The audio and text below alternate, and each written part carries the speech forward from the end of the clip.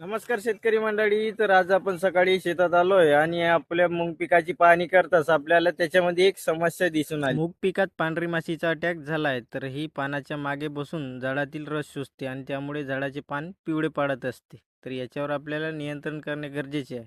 म्हणून आज लगेच फवारणी करायचं ठरवलं आहे. वेळेवर उपाय केला नाही तर उत्पादनावर मोठा परिणाम होऊ शकतो. आज आपण पांढरी माशी नियंत्रणासाठी SLR 525 याचा वापर करणार आहोत आणि त्याचसोबत आपण बायोविटा एक्स याचा वापर सुद्धा करणार आहोत. याचे प्रमाण घेत असताना आपण 15 लिटर पंपासाठी 30 मिली एवढं घेत आहे आणि त्याचसोबत बायोविटा एक्स याचे प्रमाण आपण 40 मिली एवढं घेतलं आहे.